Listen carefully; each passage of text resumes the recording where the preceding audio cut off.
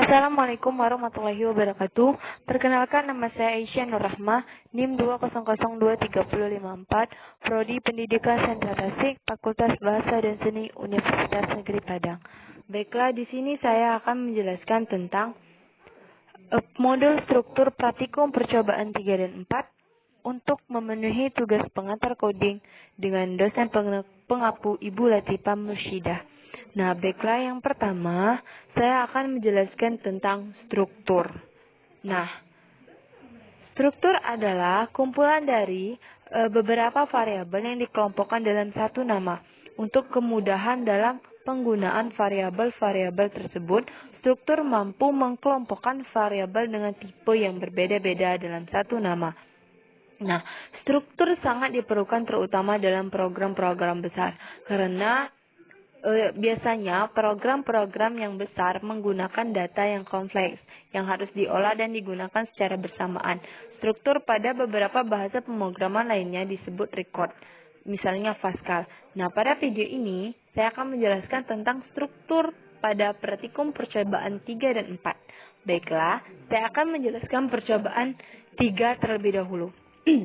Di percobaan 3, di baris pertama terdapat include studio.h. Nah, include studio.h ini berfungsi sebagai standar input-output yang digunakan dalam bahasa C. Nah, lanjut ke baris kedua, terdapat include string.h. Nah, include string.h ini berfungsi sebagai untuk melakukan manipulasi string. Lanjut ke baris ketiga, terdapat main. Nah, main ini adalah sebuah program minimal mengandung satu fungsi, yaitu fungsi main. Fungsi ini menjadi titik awal sebuah program. Main itu sendiri nama judul fungsi yang dapat diapit dengan tanda kurung yang mengapit argumen fungsi, yaitu nilai yang akan dilewatkan di fungsi. Lanjut ke baris ketiga. Nah, di baris di baris keempat. Nah, di baris keempat ini kita masukkan kurung kurawal baru atau kurung kurawal pertama. Nah, kurung kurawal ini disebut juga dengan tubuh fungsi yang berfungsi sebagai awal eksekusi sebuah program. Semua yang terletak di kurung kurawal ini disebut blok. Lalu ke baris kelima. Di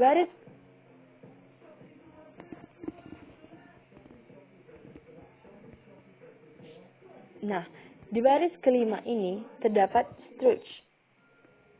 Nah, struct ini sendiri merupakan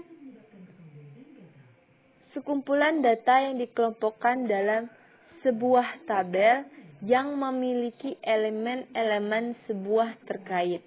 Nah, elemen ini dikaitkan dengan sebuah tabel. Nah, struct ini diiringi dengan data tanggal. Nah, lalu struct ini terdapat garis 2. Nah, garis 2 ini merupakan sebagai komentator dan tidak akan berpengaruh terhadap program dan sebagai penjelasan singkat terkait penjelasan program. Nah, di sini maksud saya garis 2 ini kita gunakan define tipe data tanggal. Nah, lalu kita lanjut ke baris ke-6.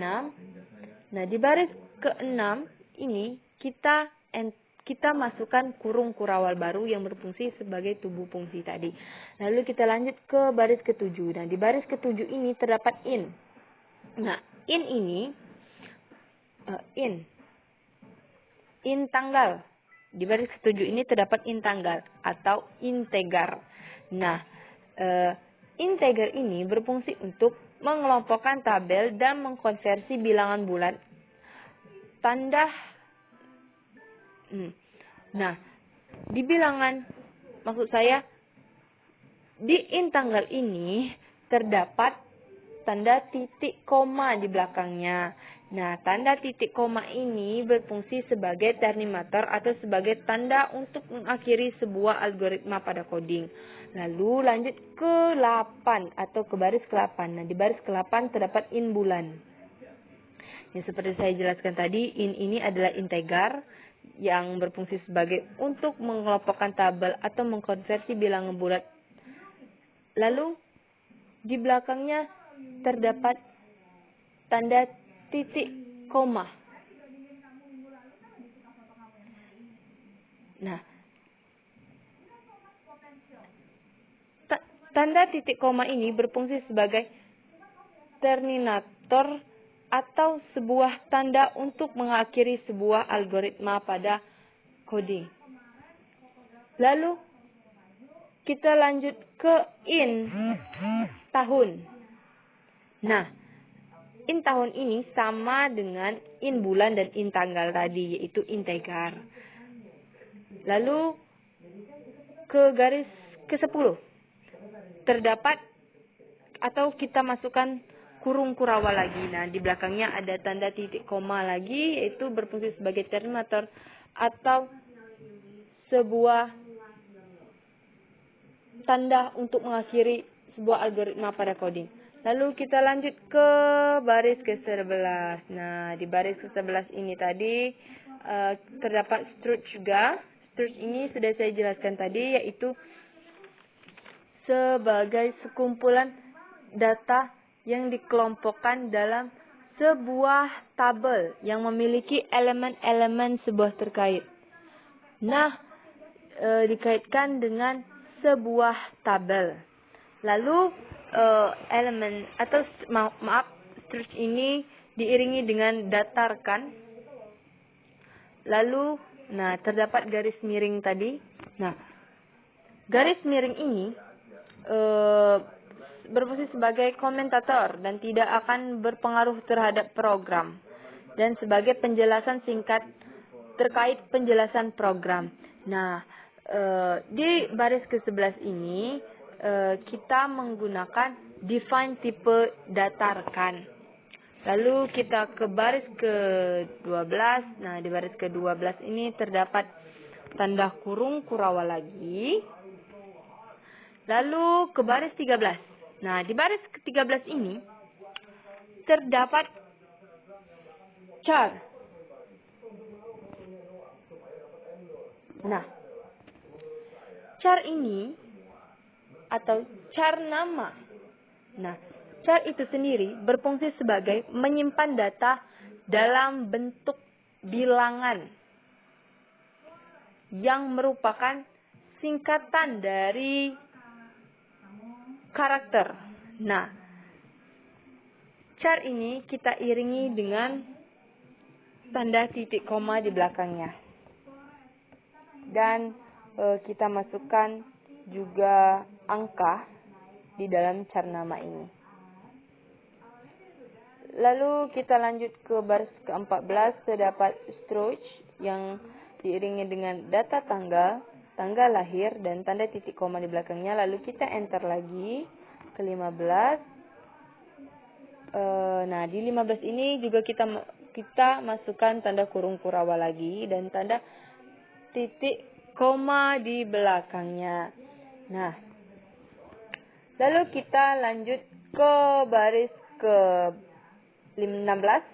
Nah, di baris 16 ini terdapat garis miring dan menggunakan kata deklarasi variabel struktur inverkan. Nah, garis miring ini merupakan sebagai komentator dan tidak akan berpengaruh terhadap program dan sebagai penjelasan singkat terkait penjelasan program. Nah, lanjut ke 17. 17 ini terdapat struct lagi. Nah, struct ini seperti yang saya jelaskan tadi, ialah sekumpulan data yang dikelompokkan dalam sebuah tabel yang memiliki elemen-elemen sebuah terkait, nah dikaitkan dengan sebuah tabel. Nah, struct ini diiringi dengan data rekan, info rekan, dan tanda titik koma di belakangnya yang berfungsi sebagai terminator akhir atau sebuah tanda untuk mengakhiri sebuah algoritma pada coding. Lalu kita lanjut ke baris ke-18. Juga di baris ke-18 ini terdapat garis miring.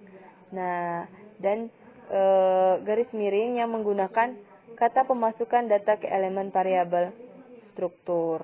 Lalu kita lanjut ke 19. Nah, di baris ke-19 ini terdapat atau kita masukkan star cepi atau star copy. Nah, star cepi ini berfungsi sebagai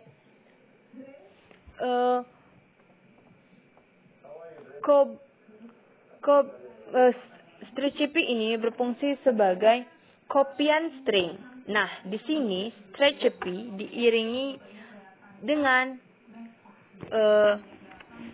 dalam kurung atau diiringi dengan kurung yang isinya adalah, yang isi katanya adalah inpurkan nama, dan tidak lupa pula kita masukkan Aurora dengan tanda titik tanda petik di awal dan di akhir katanya, dan diakhiri dengan tanda titik koma di belakangnya. Lanjut ke baris ke-20 terdapat kata infokan tanggal lahir tanggal titik maksud saya info rekan tanggal lahir titik tanggal.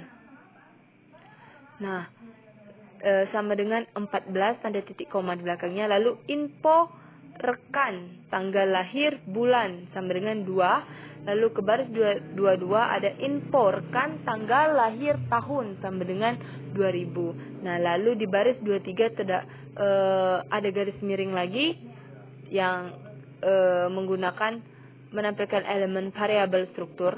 Lalu di baris 24 terdapat kata printf. Nah, printf ini merupakan hasil keluaran input output.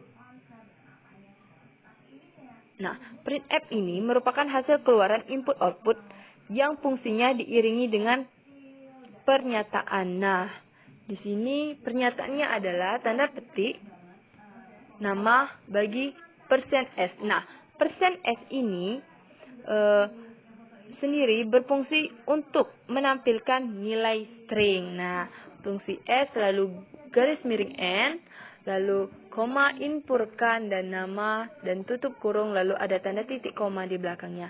Lalu lanjut ke garis 25. Nah, di baris 25 ini juga terdapat printf yang seperti saya jelaskan tadi, yang berfungsi untuk hasil keluaran input, maksud saya yang fungsinya itu diiringi dengan printf ini berfungsi untuk atau merupakan hasil keluaran input output yang fungsinya diiringi dengan pernyataan.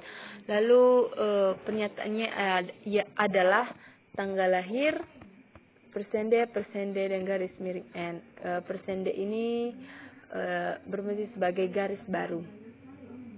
Lalu ke baris 26 terdapat kata inpurkan tanggal lahir, tanggal inpurkan tanggal lahir dan bulan ini merupakan sebuah pernyataan. Lalu yang ke-27 adalah pernyataan inpurkan tanggal lahir, tahun dan tanda kurung di belakangnya. Lalu ada tanda titik koma di belakangnya. Lalu yang terakhir ada ada kita masukkan kurung kurawal. Nah, lalu kita compile. Setelah programnya kita masukkan, kita compile. Compile ini berfungsi untuk apakah ada data yang error. Nah, di sini terdapat tulisan compile and finish. Nah, yang berarti program yang kita buat ini tidak ada kendala, tidak ada error sama sekali. Lalu lanjut kita running. Nah, setelah kita running, di sini terdapat atau di dalam layar ini ada nama Aurora dan tanggal lahirnya ada 14 bulan 2 tahun 2000. Baiklah, di sini saya akan melanjutkan penjelasan saya. Nah, di sini saya akan menjelaskan percobaan yang keempat. Nah, kita langsung saja. Nah, di percobaan keempat ini di baris pertama terdapat include studio.h. Nah, include studio.h ini berfungsi sebagai standar input-output yang digunakan untuk keluaran. Lanjut, kita di baris kedua terdapat main. Nah, main ini adalah sebuah program minimal mengandung satu fungsi, yaitu fungsi main. Fungsi ini menjadi titik awal sebuah program. Main itu sendiri nama judul fungsi yang dapat diapit dengan tanda kurung. Nah, main diapit dengan tanda kurung yang mengapit argumen fungsi, yaitu nilai yang akan dilewatkan di fungsi. Lanjut, kita ke baris ketiga. Nah, di baris ketiga ini kita masukkan tanda kurung kurawal. Nah, tanda kurung kurawal ini kita masukkan karena disebut juga dengan tubuh fungsi yang berfungsi sebagai awal eksekusi sebuah program. Semua yang terletak di kurung kurawal ini disebut blok. Lanjut ke baris keempat. Nah, di baris keempat ini terdapat struk zodiak. Nah, struk zodiak ini tidak lupa kita masukkan komentarnya. Nah, terdapat komentarnya yaitu define tipe struktur. Nah, lanjut ke baris kelima. Di baris kelima ada kita masukkan tanda kurung kurawal lagi. Lanjut di baris keenam ada char nama 20. Nah, char nama ini atau char. Nah, atau char ialah karakter. Char ini adalah singkatan dari karakter yang berfungsi sebagai menyimpan data dalam bentuk bilangan. Nah, char nama 20 ini diiringi dengan tanda titik koma di belakangnya. Nah, tanda titik koma di belakangnya ini berfungsi sebagai terminator akhir. Maksud saya terminator atau sebuah tanda untuk mengakhiri sebuah algoritma pada coding.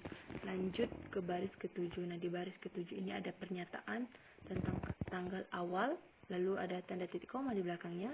Lanjut ke baris ke-8. Nah, di baris ke-8 ini terdapat in atau integer. Nah, integer di baris ke-8 ini diiringi dengan pernyataan bulan awal. Nah, saya akan jelaskan apa itu in. Nah, in ini atau integer ini berfungsi untuk mengelompokkan tabel atau mengkonversi bilangan bulat.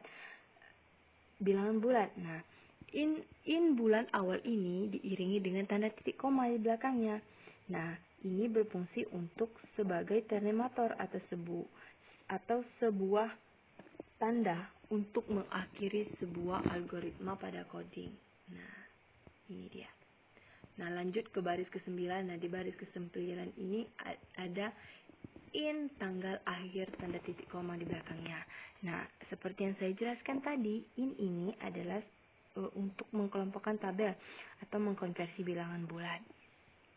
Lanjut ke in yang di baris ke-10. Nah, di baris ke-10 ini in diiringi dengan pernyataan bulan akhir dan tanda titik koma di belakangnya. In ini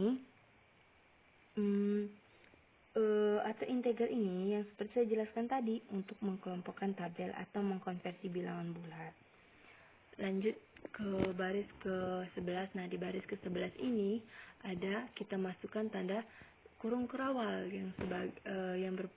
yang disebut juga sebagai tubuh fungsi. Dan ada tanda titik koma di belakangnya yaitu sebuah terminator atau sebuah tanda untuk mengakhiri algoritma pada coding. Lanjut kita ke halaman baris 12. Nah, di baris ke-12 ini ada struk zodiak dan kita tidak lupa kita masukkan komentarnya, yaitu ada bintang sama dengan yaitu Sagittarius tanda petik, 23, 11, 20, 12 dan ini merupakan semua komentar dari struk zodiak tadi. Lanjut kita ke baris ke-14. Nah, di baris ke-14 ini ada in. Nah, integer.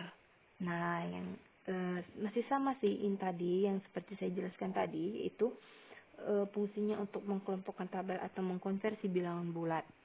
Nah, in di baris ke-14 ini pernyataannya diiringi dengan pernyataan tanggal lahir bulan lahir dan tahun lahir, dan tidak lupa ada tanda titik koma di belakangnya, yaitu sebagai terminator atau sebagai tanda untuk mengakhiri sebuah algoritma pada coding.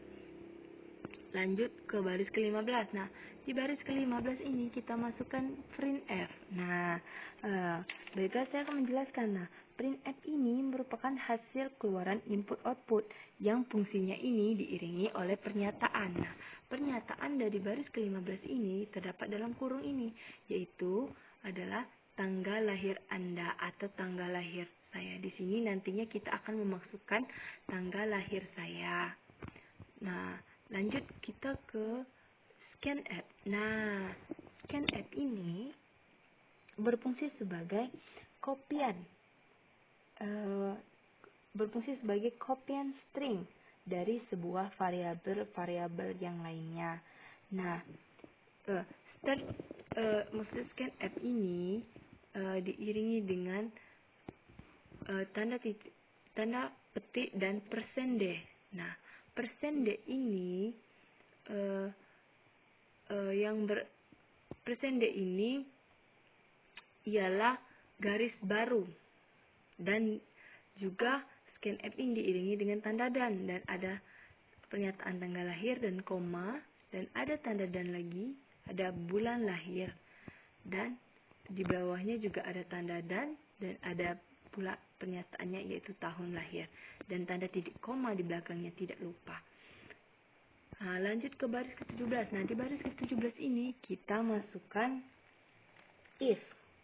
Nah, if ini berfungsi untuk memungkinkan kita untuk membuat perbandingan logis antara nilai dan apa yang diharapkan dengan menguji kondisi dan mengembalikan hasil jika true atau false.